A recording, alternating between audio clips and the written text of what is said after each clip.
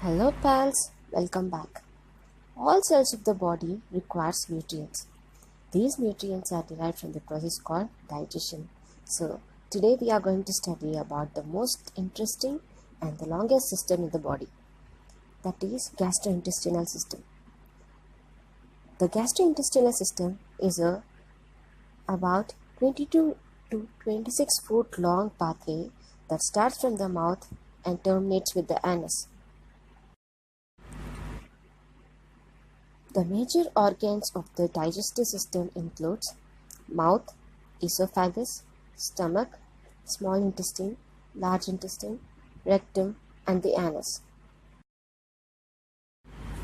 The process of digestion begins in the mouth.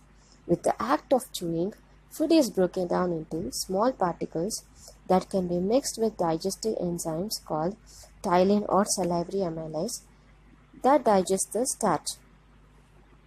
This process is called mechanical or chemical digestion. Eating or even the sight, smell, or taste of food can cause reflex salivation. Approximately 1.5 liters of saliva is secreted daily by the salivary glands like parotid, submaxillary, and sublingual glands. As the food is swallowed, it enters into a hollow muscular tube-like structure called esophagus. It measures approximately 25 centimeters in length and is located in the mediastinum, anterior to the spine and posterior to the trachea and heart, where, with sequential peristaltic movements, the food reaches the stomach, crossing the lower esophageal sphincter. This sphincter gets closed after the food enters into the stomach to prevent the influx of food to the esophagus. Coming to the stomach.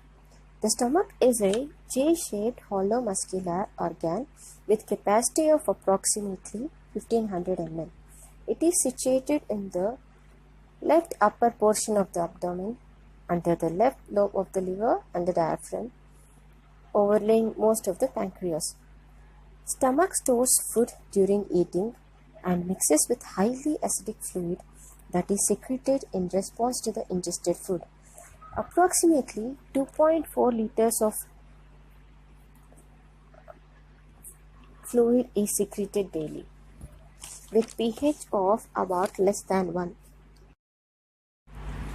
This fluid derives its acidity from hydrochloric acid secreted by glands of the stomach. Cells called chief cells produces pepsin, which aids in digestion of proteins.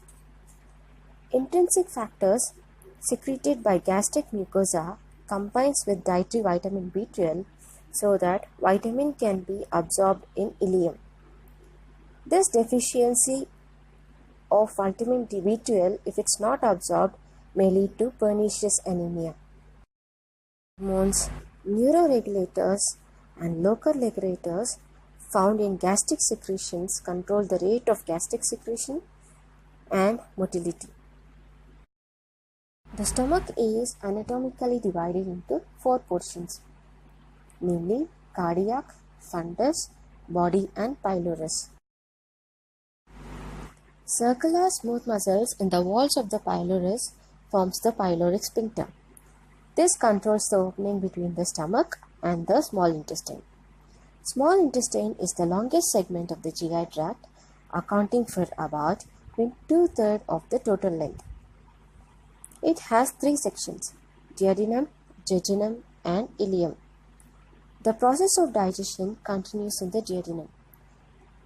The duodenal secretions comes from the accessory digestive organs like pancreas, liver, gallbladder, and glands in the walls of the intestine.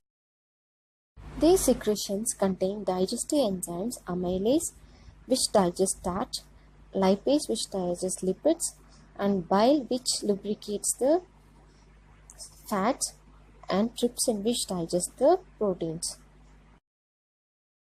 Ampulla of water makes entry to the bile and pancreatic secretions. This ileum terminates at the ileocecal valve. This prevents the reflux of bacteria into the small intestine. Attached to the cecum is the vermiform appendix that has little or no physiological importance. This way, the major portion of the absorption takes place in the small intestine. Vitamins and minerals are absorbed unchanged. Nutrients are absorbed in specific locations of small intestine and duodenum, whereas fats, proteins and carbohydrates, sodium gets absorbed in the jejunum. Vitamin B12 and bile salts are absorbed in the ileum, whereas magnesium, phosphorus and potassium are absorbed in the small intestine. Finally, after about 4 hours after eating, the residual waste enter into the right colon through ileocecal valve. Two types of secretions are added to this residual waste. Those are electrolyte solution and mucus.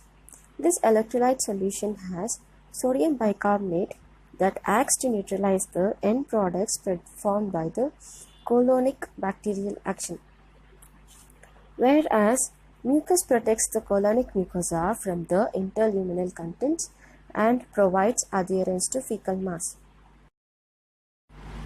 The brown color of the fecus results from the breakdown of bile by the intestinal bacteria, whereas the fecal odor is from the chemicals formed by the intestinal bacteria.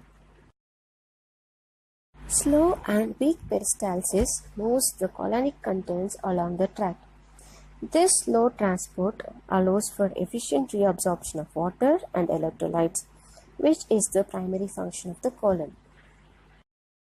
The elimination of stool begins with the distension of rectum, and it is under the control of internal and external anal sphincters.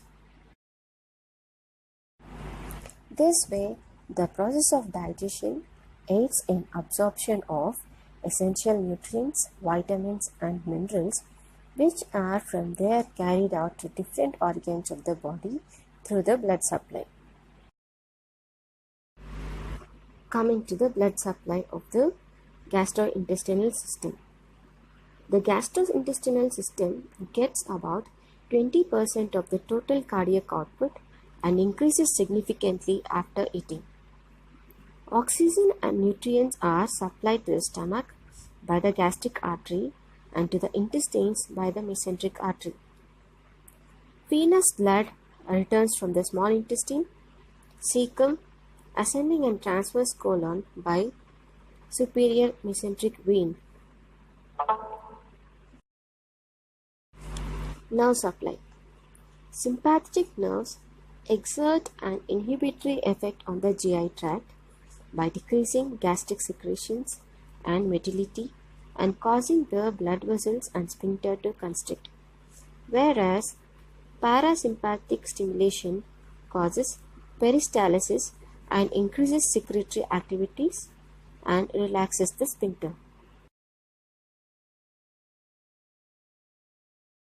Here comes the end. Thought for today is eat healthy and live healthy. Thank you all. See you in the next class.